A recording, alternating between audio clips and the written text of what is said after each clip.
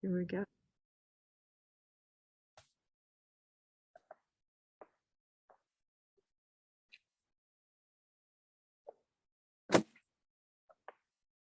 There we go.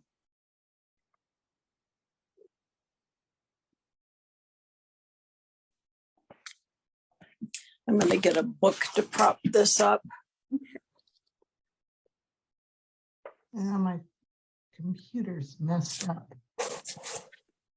You know, Vicki, we seem to be having some connectivity issues today, so I wouldn't be surprised if, is that what you're experiencing?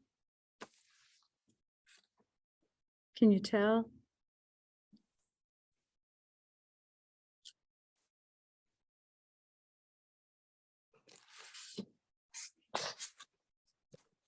Thank you, Mel.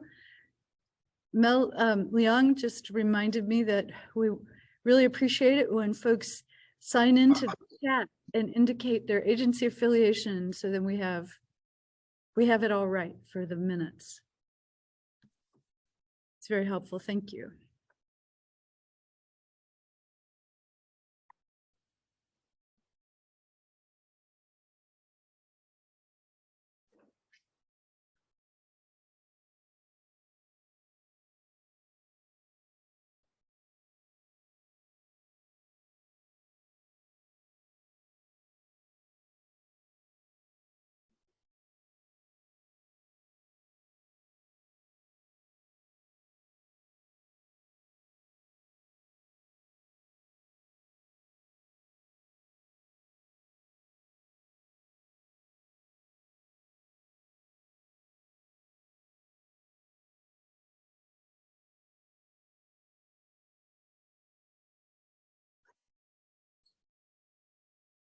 So there's a user called training.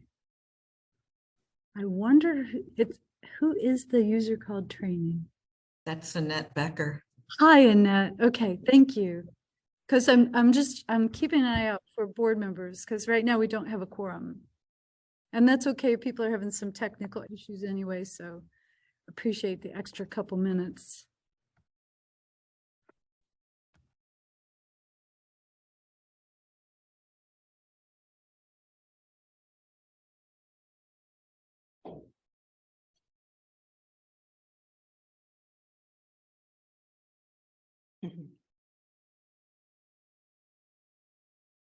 Welcome to Zoom.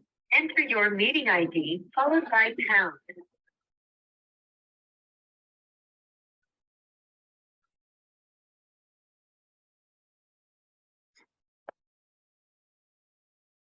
Vicki, can you hear us? Enter your participant ID followed by pound. Otherwise, just press #. You are in the meeting now. There are more than 20 participants in the meeting. This meeting is being recorded. That's all very positive. Okay, I had to call in, but I'm in now. Thank you. Okay, Vicki, can you hear us? Yes, Good. We can hear you. Oh, excellent. Dr. Fisher is here. Okay, we do have a quorum now. Yay! All right, I'm going to call the meeting to order, and anybody else that comes in later can come in later. Who's going to do the roll call? Well, I will. right. Hi, Stephanie. There's Hi. somebody behind you, Deb, or somebody behind you.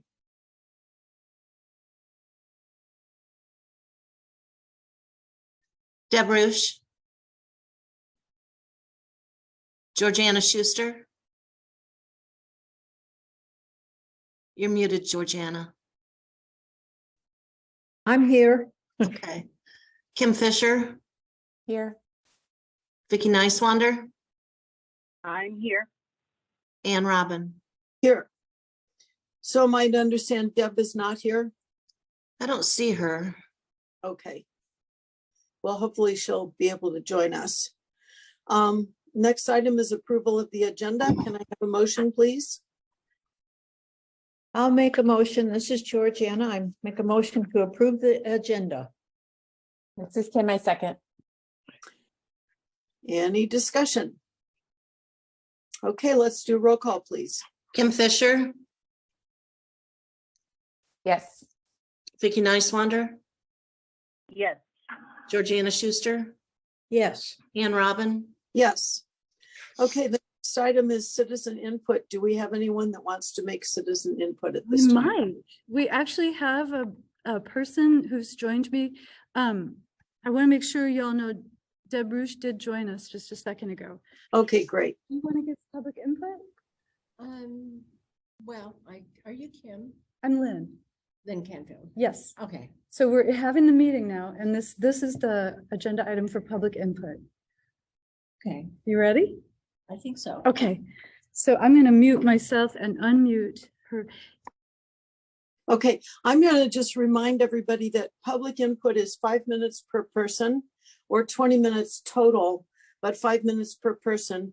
And the board does not respond to the public input. The person just puts their input in and we don't respond. I didn't understand that last month, but I do understand that now. I am Nancy. Is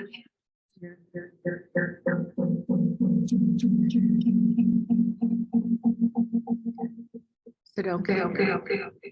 Go ahead. Good. I am Nancy Utman. I live in Southeast Urbana. I'm just concerned about the developmentally disabled individuals we have in town. And I have two questions.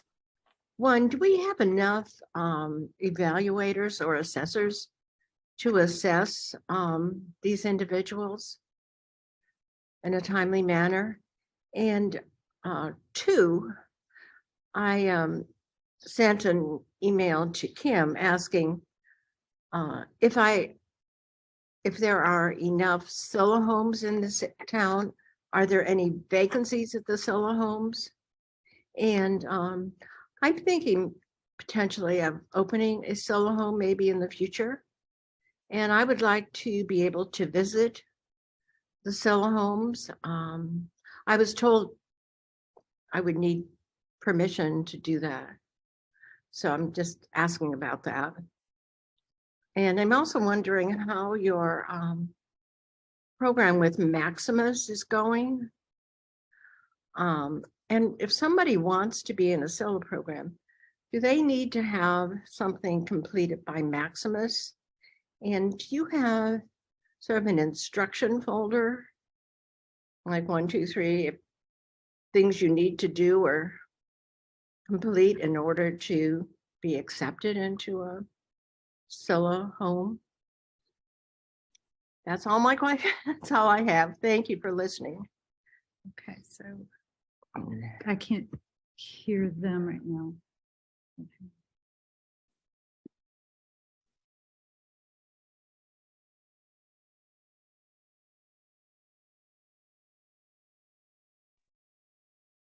Can you guys hear? I had to turn us both down. Can you hear us? Now I can. Okay, all right. Well, thank you to the citizen for her input. Nancy, Yes. maybe you can write your name for me just anywhere on there, so we'll get it right. Okay. Thank you. I'll write it down here. Okay, is there any other citizen input at this time? Okay, we'll go on to chairperson's comments. The only comment I have is thank you for being here. I hope everyone is well, and I will turn it over to Lynn. Well, okay, I guess this is time for my comments and I'm not ready. I think that I will just defer comments. This board packet has lots of information, but not a lot of action items.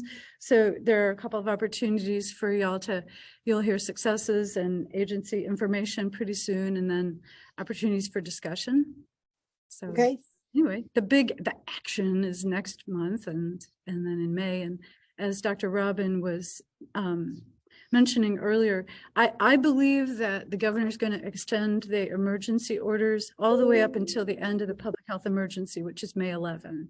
So pretty sure that our May meetings will be in person. And although I'm not sure who is required to be in person, certainly the board members and myself.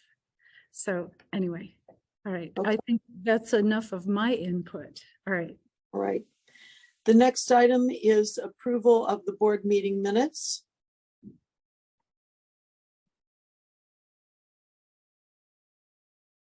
This is Kim. I move to approve the board meeting minutes for February. And this is Vicky. I will second that motion. Any discussion?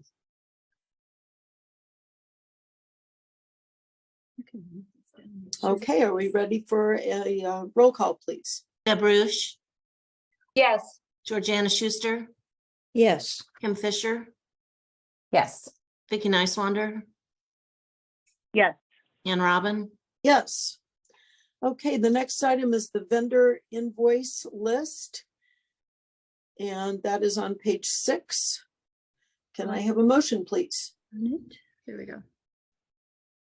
This is Vicky. I will move to approve the vendor invoice list. And this is Georgiana. I'll second that motion. All right, any discussion about the vendor invoice list? Okay, hearing none, let's do the roll call, please. Kim Fisher, Yes. Vicky Nicewander, Yes. Deb Rush, Yes. Georgiana Schuster, Yes. Ann Robin. Yes. All right, we're moving on to new business, and it's time for the successes and other agency information. We're putting that early in the agenda today. So Lynn, do you want to recognize people? Because it's hard for me to see who's wanting to speak. And I have folks on, okay, Annette Becker, I see her hand up. All right. Yes. Good morning. I wanted to talk a little bit about a recent job that we helped somebody get. Although our primary focus is on the person looking for a job, we also recognize the significant impact people with disabilities have on the workforce in Champaign County. During COVID, many of the people that we supported were really important in keeping the community open, while a lot of us, worked from home, that a lot of the people we support were out there still working. So we look at it as we're helping somebody find a job, but we're also looking at the business community and how we can help them maintain a healthy employee pool. Recently, Maggie Baker, who is our Employment First LEAP coordinator, she was at an event for the business community and met a woman who has her own business, a consulting firm. And she was literally in tears because she was pretty overwhelmed. A small business, really not able to hire people, but also feeling like she was going under. And so over the next couple of months, Maggie met with her to try to identify some little things in her business that somebody might be able to help her with and relieve some of that pressure. And so Maggie met with our job developers, and we identified a person who had been working at a job that was physically demanding, and due to recent medical concerns was no longer able to do that and was looking for a job.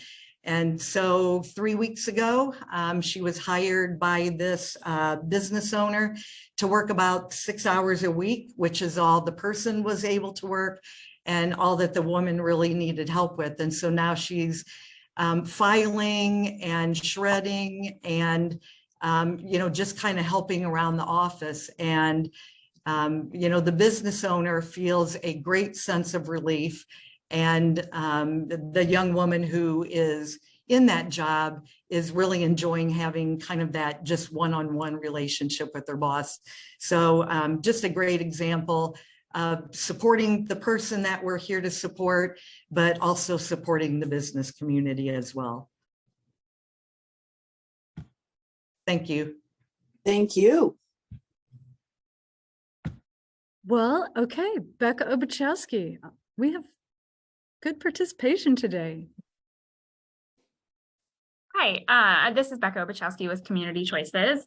I also just want to talk about a couple jobs that folks recently got. We've been working with one individual we actually started working with her right before the pandemic and obviously took a little bit of a break, but have been kind of back at it for the last year or so. This is someone who took part in our workforce empowerment program last fall, I believe, and then has been working with one of our employment specialists one-on-one since December, January. And she just got hired at her very first job that she's had, which is going to be at Biaggi's in Champaign. And she's really excited. She starts this weekend, and so it's been really quite a journey with this individual and her family to kind of get her to the point where she was ready to do this and that her family was really comfortable with her doing this. So we're all really excited and hope that that goes well. And then we also were really excited to help another individual that we were working with recently just got hired at the Boys and Girls Club, which is somewhere, it's a new employer for us. And we've kind of reached out to them in the past and never found exactly the right person and right fit for what they were looking for.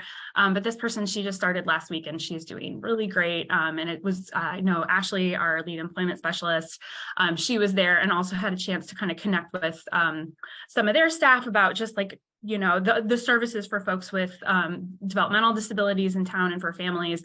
I guess their social worker or case manager, I'm not sure what their role was, just like ran up to her and was like, oh my God, wait, who are you? Like, I want to talk to you more about services. So it was a nice kind of confluence of a lot of things and hopefully maybe a way to kind of find some support for some other people or potentially some younger people who might need a little bit more information as they're kind of transitioning out of school. And then our human rights and advocacy group has been really active. They gave 2 presentations at the university here in the last few weeks. One was to a special ed class with Dr. Emily Tarkanish, and another one was in the School of Social Work. And I am forgetting the professor who was teaching that one, but that was a class specifically about sexuality. And we had a couple individuals speak from our group, and then also some of the folks that just participated in our healthy relationships class gave a couple of statements about their kind of participation and kind of what their feelings had been about the class that they were willing to share with about our class with the university course that we presented in. So yeah, it's been a lot going on. Okay, thank you. Thank you, Becca. Nicole Smith.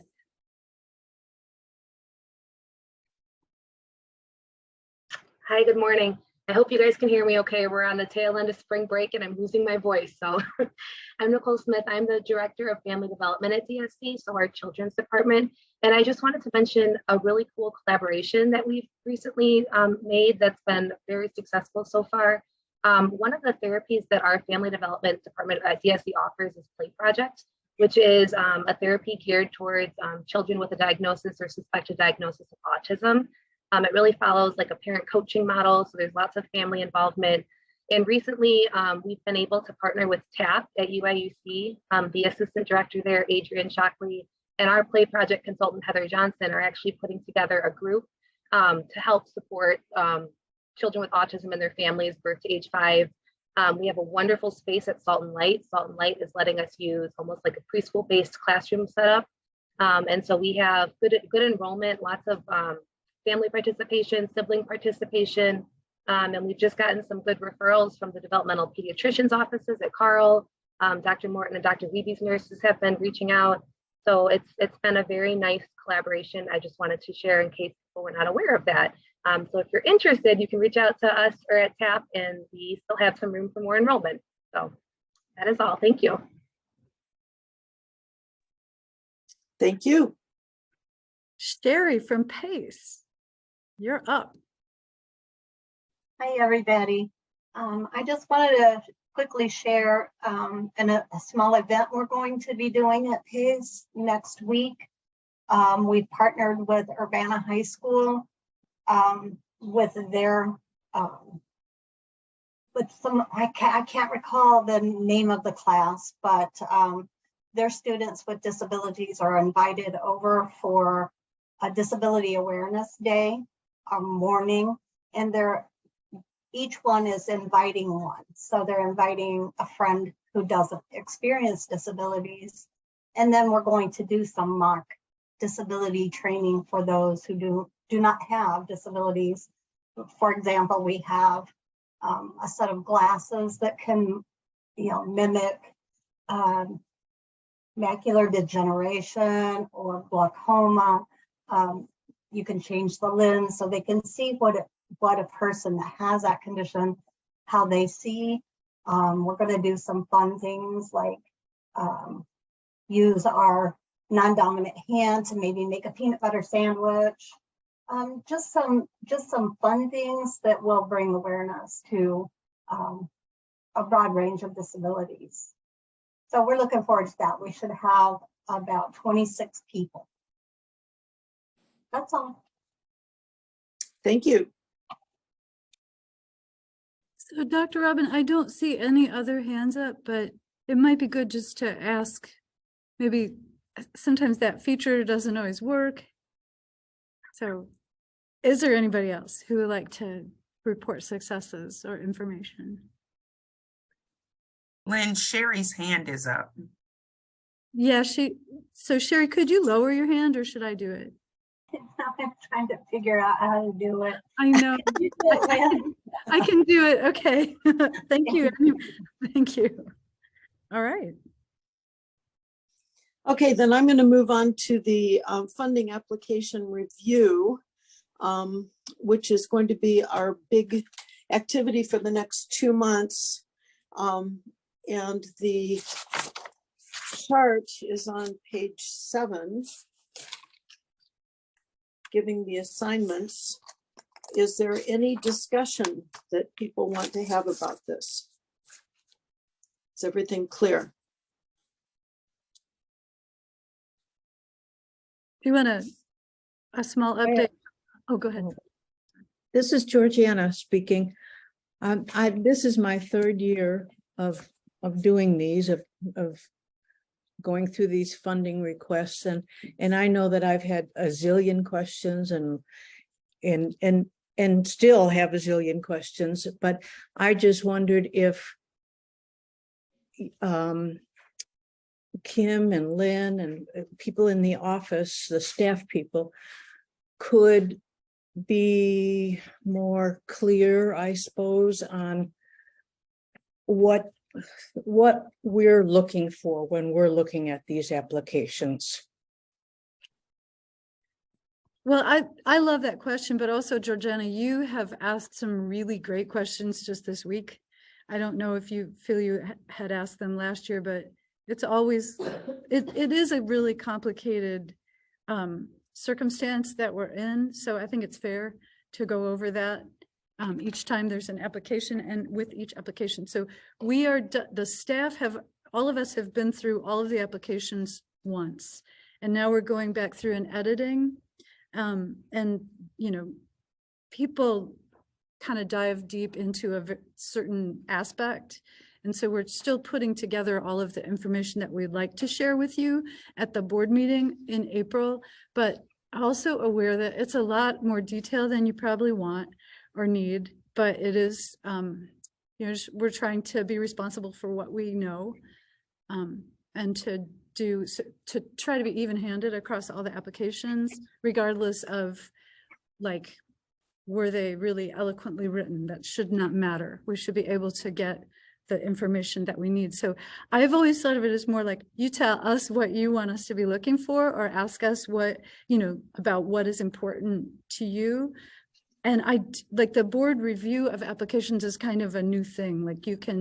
Board members used to look at every single application, but then not, they weren't divided up. So they couldn't really spend as much time with each one. So this idea of dividing them up is more recent, so that people have a little bit more time to dive deep into an application. But I think what you're looking for is kind of up to you. And then if you don't mind sending us questions or contacting us in between this board meeting and the next, that's very helpful to us. Lynn, I'm sorry, is the matrix going to be available this year that we've used in the past? Say that again, Deb? The matrix of, that really follows our priorities. The question, the one that Dr. Fowler developed a few years ago and we've adapted. Yes, yes. So that was in the board Last packet. year. That was in the board packet last month, and I think I sent it to y'all with the application, with the. Okay. But it's very easy for me to send all of that again now that it's time. So, Okay. and so like, I know some people like using that matrix, but I don't, like, it's really up to y'all how you want to do this, even how you want to divide the work up. We're just proposing this split.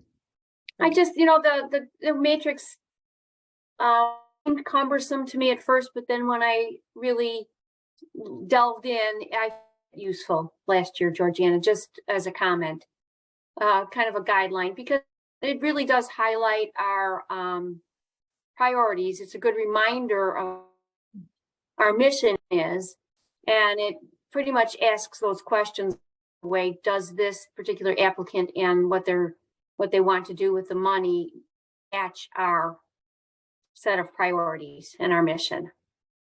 So it's a good starting point at the very least, I think.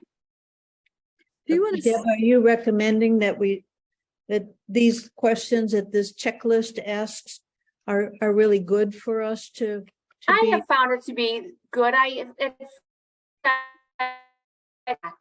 don't know if I should just, chart my own path. But then when I started to delve into them, especially last year, I did find.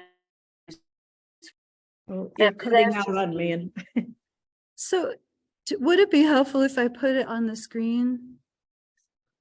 Sure. Lynn, I think if you just send it out to people again after this meeting, with the applications, so that we'll have it front and center, because am I right, now is the time for people to start working on this? And I think this is great timing because we've all been through the applications, we've been talking about them. So we're really ready to hear from y'all about what you think. And I've also printed everything, because sometimes it really, it gets down to like that paper is just easier to deal with. So if you would like me to also print the checklist, I can stick some copies of the checklist, here, I'll show it, into the packets with printed applications. This is the checklist that Deb is talking about, right?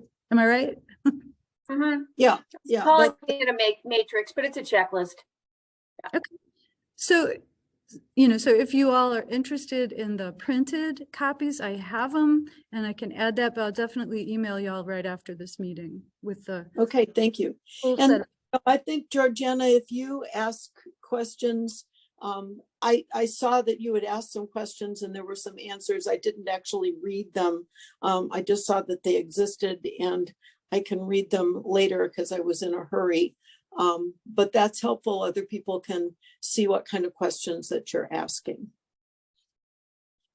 so really what I think you're all saying is that we're looking at this however we want to look at it, because the staff people are looking at the details of it, and we maybe are looking at it from the point of view of, is this helping our DD community? Is this service going? That's the bottom line. That's the bottom line. Mm-hmm. I think so. Dr. Fisher has her hand up. Kim Fisher? Did you want to say something? Are you muted? Yes, I think I am. Thank you. Thank you, Dr. Robin. So can we review what the expectation is for us as board reviewers in terms of what we should be presenting? I think it's next month, right? If I have that correct? Right, that's right. Number one. So is the expectation that the lead reviewer go through the matrix comments? What is the expectation from the board and this? Well, what we've done before is the lead reviewer reviews the application and using that template, which I found very helpful, or if you want to make your own template, you can, and briefly summarize what's going on with the application. You don't read everything. We have to be conscious of efficient use of time. I don't want to cut people off, but if each person takes half an hour to review an application, we'll never get done. So the point of doing this is that you've looked at it and you review the high points of it for the rest of the group. And people can ask questions. The secondary reviewer doesn't need to say anything unless the first primary reviewer says something that or they don't agree with or misses something. And it's always good for the primary and secondary reviewer to communicate with each other in advance so that you're on the same page about the application. And it's legal for you to communicate with one other board member according to the Open Meetings Act. So you can communicate with your secondary reviewer or your primary reviewer and decide what you want to say. So in the past, I think we've had presentations of 3 to 5 minutes for each application, not to be real strict about that, but that's efficient use of time and seems to move us forward without getting into the details that people don't need.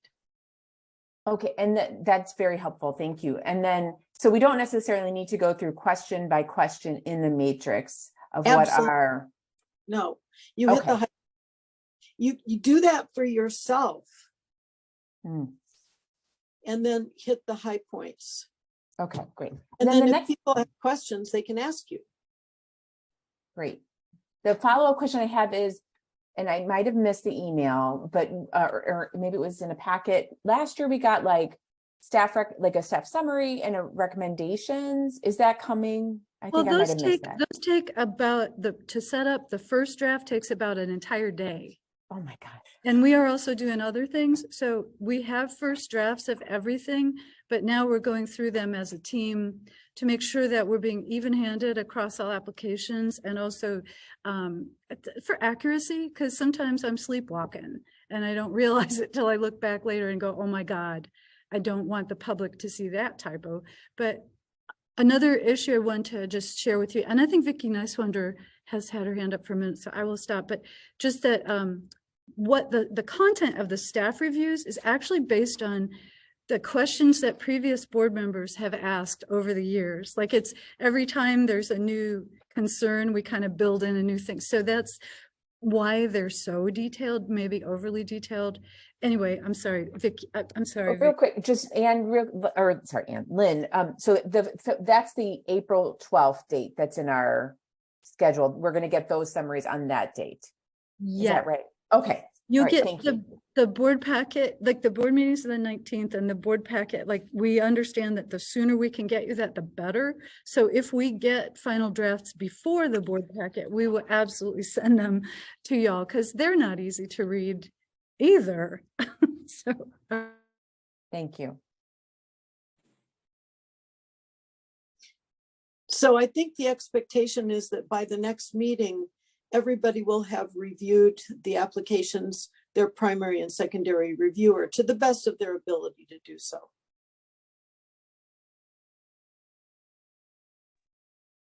Vicki, did you have your hand up? Yes, I did. So I have gone through the applications and have, I don't know if you can see all my tabs. Yeah. I have many questions, and I don't want to take up a lot of meeting time for that. What's the best way to approach this? Do I ask, write my questions out in one document and give that to Lynn, or do I send it directly to the proposers, or how does that work? You can do whatever you want to, but if you don't mind, sending, sharing with me and Kim, or with either one of us, it's really helpful to us too. So, but you can absolutely ask the applicants directly. That I think usually we get involved at some point, but you can do it however you want to. And, maybe an in-person meeting between you and me would be helpful. Just because sometimes we can move through information more quickly that way, but open to anything. The timing is excellent. I love all your tabs. Yeah, I found in the past that contacting DDB staff, in this case, Kim as primary and then Lynn as secondary, is very helpful to clarify issues for me. A lot of times they know the information. And then I don't have to spend any more time trying to contact other people. All right. Thank you. And Georgiana's already done that some in writing. In And gotten writing.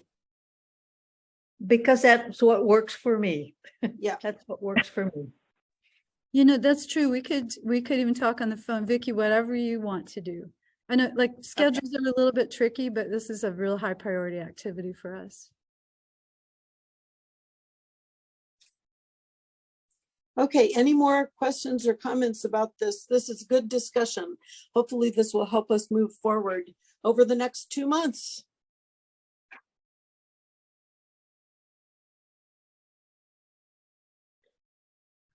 Okay, then I'm going to move on to the next item, which is old business analysis of PY 2022 IDD claims data. And that's a whole lot of pages. And I think Kim sent us an email that there was a correction on page 18, which I noted. And I talked with Lynn a little bit about this. Number one, I think it's very, very good information for us to have. I'm really happy to have this information. Good job putting it together. Thank you, Kim, and whoever else put this together. It's really very helpful. And number two, I note on page 8 that the units of service were changed from quarter hours to full hours in PY 2021 and remain that way currently. And I totally support that as a person who's had to keep track of time. This is very good, and I'm totally in favor of it. So just wanted to comment on that. And the rest of it was just, you know, interesting to look through and gives lots of different ways of looking at the services that are being provided. So any other comments?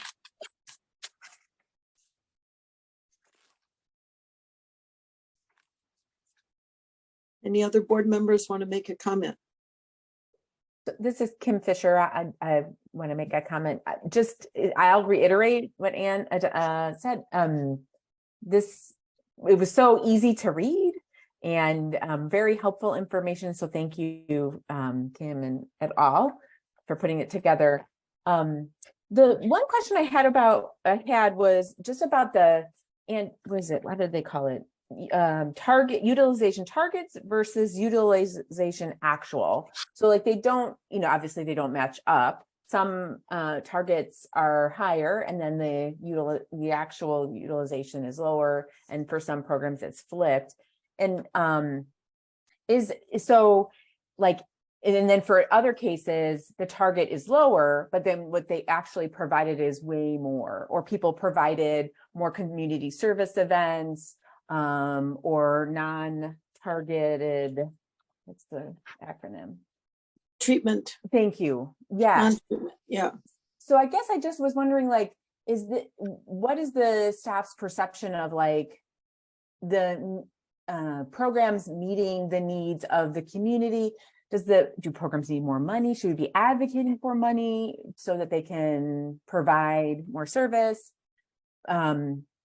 So my first question is, can you go into a little bit more in depth about the difference between the targets and the actual provision of services? And what does this mean for us as a board? Should we be considering funding or funding needs for programs with that information in mind?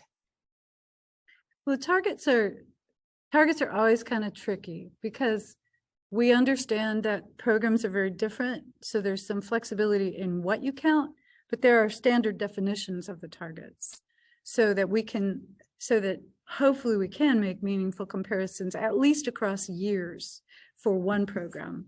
But, there are all kinds of factors. What the last 3 years, there have been a lot of barriers to in-person service, which is really the most I mean, what we're learning is for some people, that's the most appropriate delivery of service or the preferred delivery of service. I think you have helped us, kind of pave the way for how virtual services could really be beneficial, or uses of technology. But I think this is so new that we're still learning about that. So the targets really still have to do with that old-fashioned in-person set of services.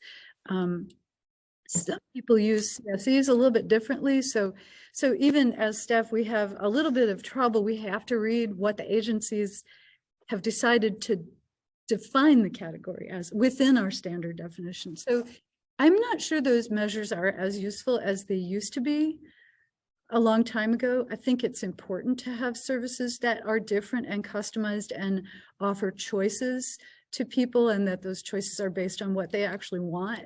And that's one of the warping factors for the use of those 4 standard categories. To your other question, I could go on all day about that. I think for the last maybe 40 years, the system has needed more money in order to truly offer community-based services as an alternative to institutional care or no care at all.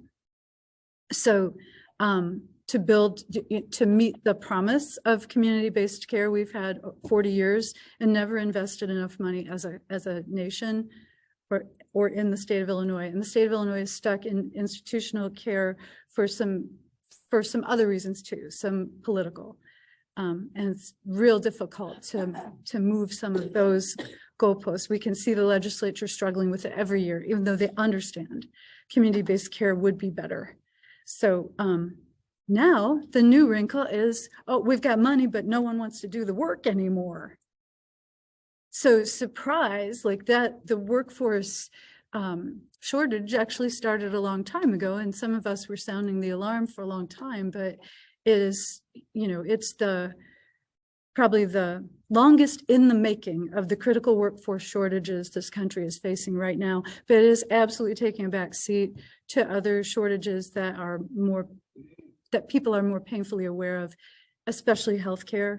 So, and I don't know how healthcare workforce recruitment and retention is going to happen without some refinancing of this whole system. So I worry that DD care is going to continue to take a back seat. So this is why, like, the advocacy efforts, even though they sound like the same thing all the time, feel really compelling to me.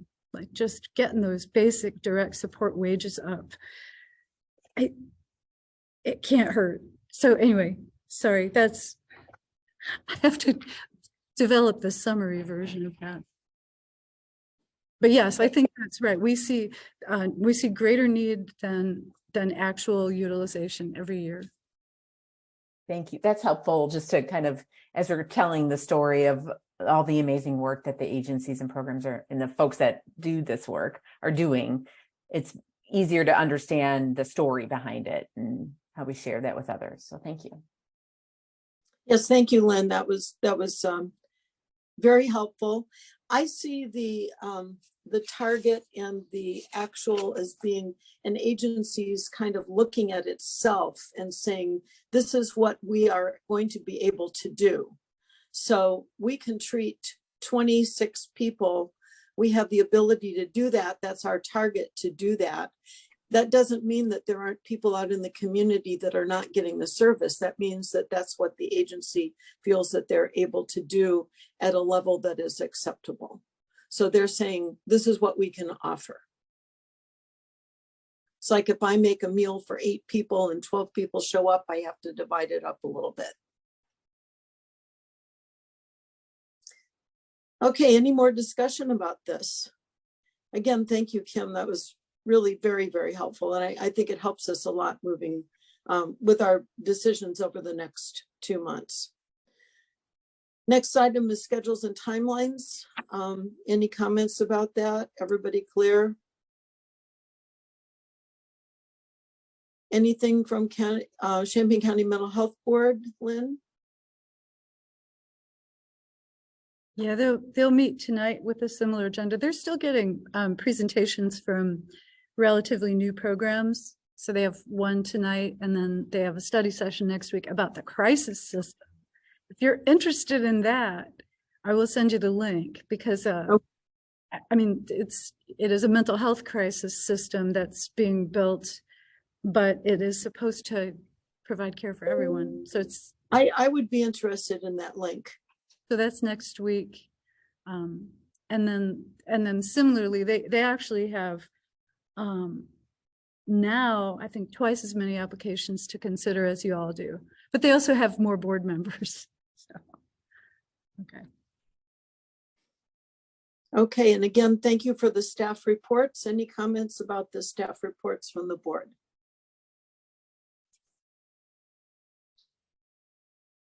No, they're always appreciated, that's for sure. Very informative. Yes, thank you for taking the time to do those reports. Any board announcements? This is Kim Fisher, real quick. Lynn, the report about the, I don't know, week-long conference that it was so informative. And I just wondered if I will be honest, I got through about 10 pages of it, but I didn't get through it all. Is there, do you mind highlighting just a couple of things? I mean, you spent so much time on this. And so I really just want to thank you for writing out, all the work you learned about at the conference, or I don't know if the conference is the correct word, but it is. It was two conferences that they sort of overlap, and I have responsibilities at each. Really responsibilities in the same space at each. So some of what I heard was redundant, but the observations I would make is NACO is National Association of County Officials. That's about 3,000 members. All of a sudden, all 3,000 of them are interested in mental health. I wish they were as interested in DD. So so for the first 3 days of conferences, the rooms that I'm usually in were very crowded, and including people who don't have knowledge of the systems, but they are an elected official and have to do something about it in 2 years or less.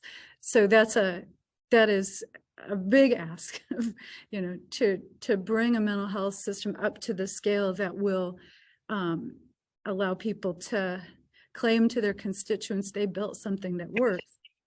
So they're really motivated, and they're in those rooms with people like me who've been doing it for years and years. And, so like, it was really kind of cool, it was really cool.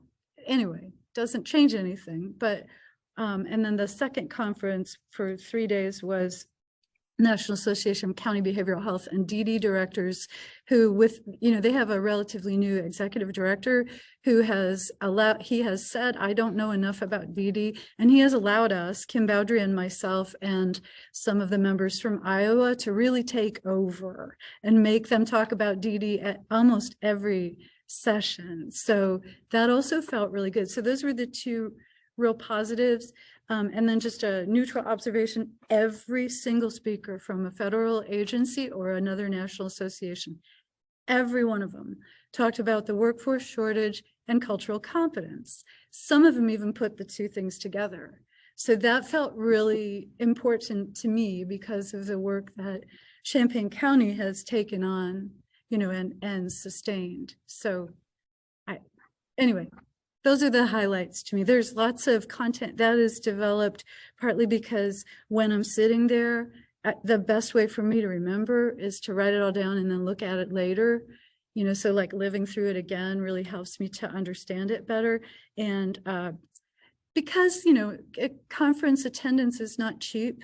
A county board member had told me many years ago, you need to bring us something back for that. And I was like, okay, how about the notes? Because that's easy. I got them anyway. I appreciate that it's too much to read. I hope that there's something interesting to you in there and useful. We do have some plans to extract from one of those sessions that talked about technology and DD to start working on some things over the summer with that special initiatives funding, some ideas that were presented there. Anyway. So this is Kim again, Fisher again. It is not too long at all. I didn't mean to imply that at all. So I apologize if that's how it came off. It was super interesting, very informative, and thank you for the quick highlights and neutral observations. So. Yeah, thank you for this discussion.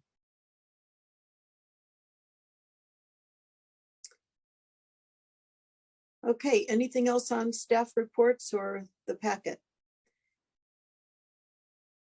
Any board announcements? Okay, the rest of the meeting is a review of closed session minutes, and I am recusing myself from this on the advice of the attorney. So I will say goodbye to everybody and look forward to communicating one-on-one and looking at the applications. And then we're going to have another Zoom meeting in a month and have a lot of good discussion and get a lot of good things done. Thank you.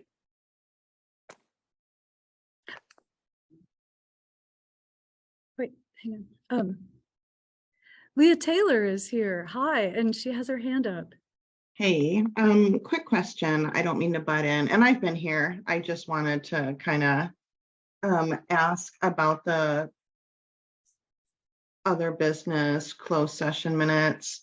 Do you actually go and discuss these, or do you do it like the county board where it's like, if there's no discussion, we're not going to go into closed session? We had a discussion last year, but normally this is just the routine every 6 months. Yeah. Just like the county board does. That's just to you know, meet our mandate under Open Meetings Act. So okay, I will not leave then yet. Thank you. Yeah, I do. If you want to have a closed session meeting about the closed session minutes, Kim Bowdry can offer us a second link. But otherwise, if people have any questions about it, if you all agree to leave them closed, but you have questions, you can certainly reach out to me. Thank you.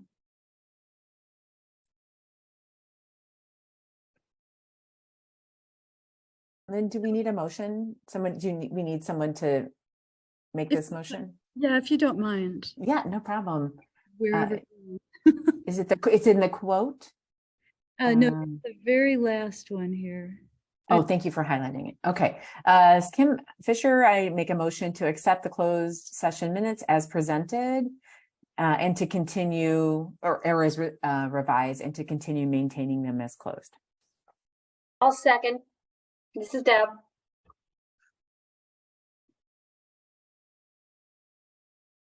Okay, I'll do a roll call vote. Deb Rush, Yes. Georgiana Schuster, Yes. Kim Fisher, Yes. Vicky Nicewander, Yes.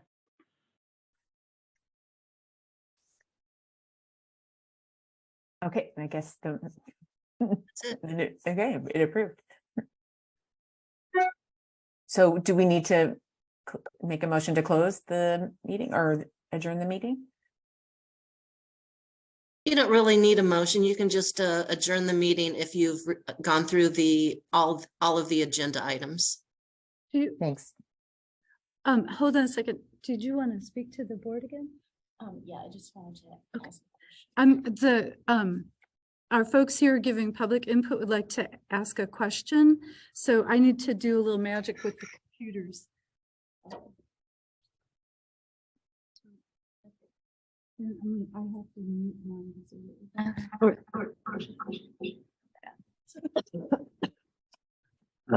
We can't hear them now, but they can hear you. Okay. Hi, everybody. I just had a quick question because, and thanks for indulging me. Since there's such a crisis with the personal service worker and these types of categories of people nationally, I was wanting to test support among the community here. If maybe we could be a pilot program or something, if we put some resolutions through some organizations I'm with, like the American Medical Association or State Medical Society, to see if any of the two things.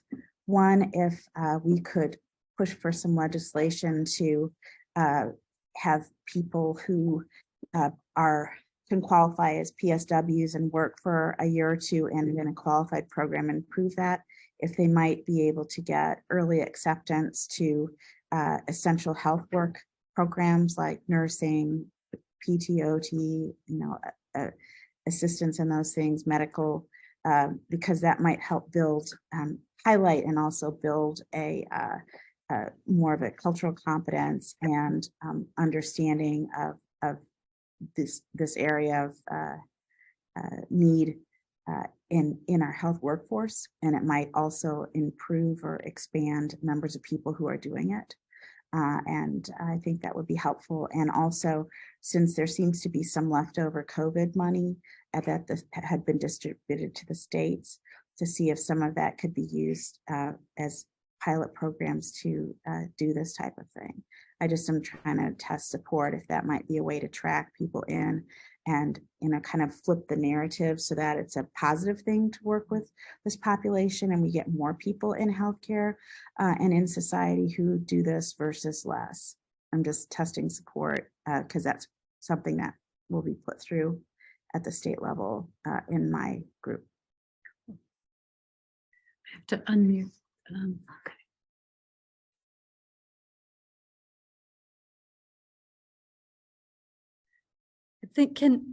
I wonder if I can hear you.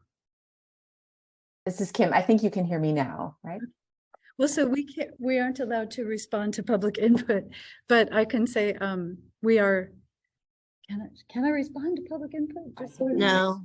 I can't. Okay, sorry. Thank you can you state your name? I think, or maybe I missed it. It's Allison Jones. Allison Jones. Thank you, Allison. Okay. Just, I had one more thing, I think, about just board report. I think if anybody saw the press release by Governor Pritzker about Choate, that he's moving many people out of Choate and investing in SIU School of Medicine to build educational opportunities in Southern Illinois for behavioral health providers there, and kind of repurposing Choate. So it's not necessarily serving people with IDD there. So that's a really huge accomplishment by Going Home Coalition, and it's something really to celebrate. So this little small victory. Okay,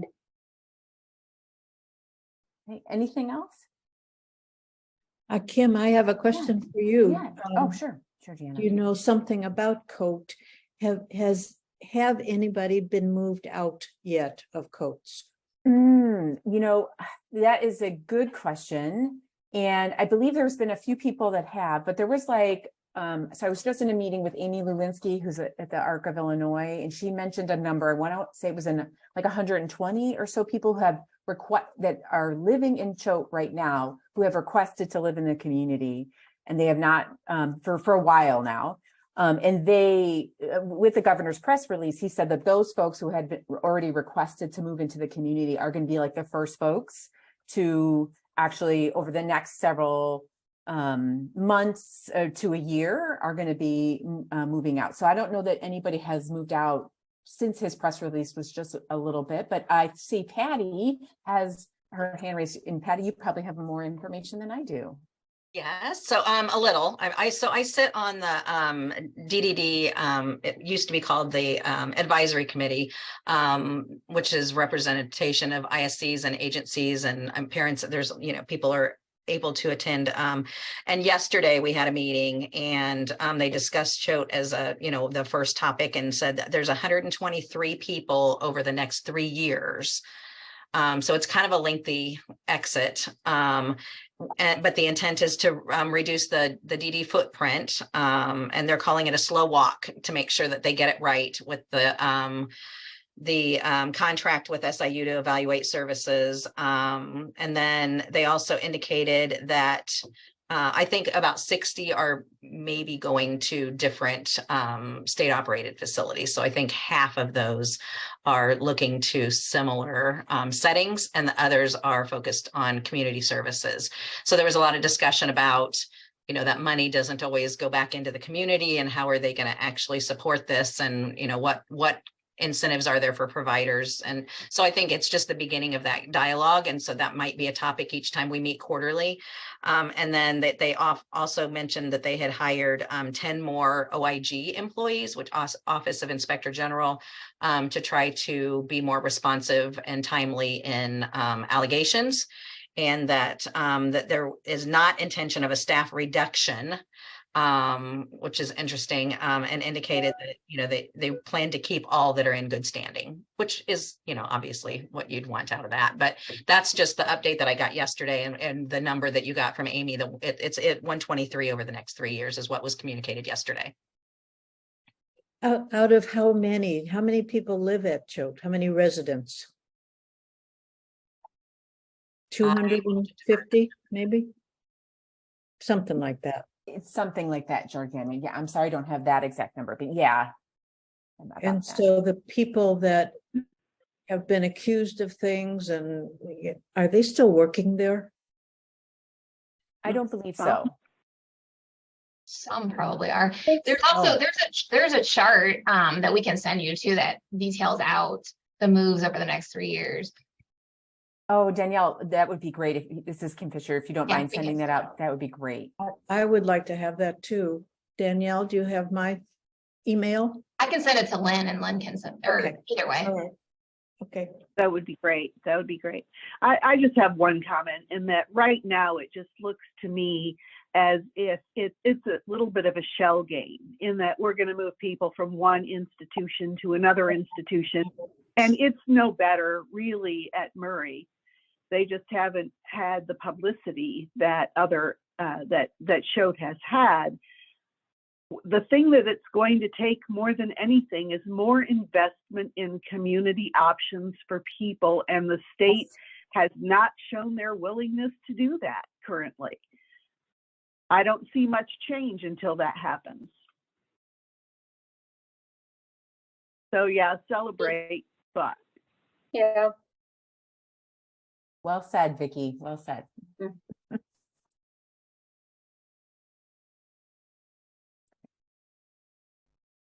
Well, thank you for the discussion. This computer is about to run out of battery. So if you're ready to break, it's an excellent breaking point. Okay, I'm ready.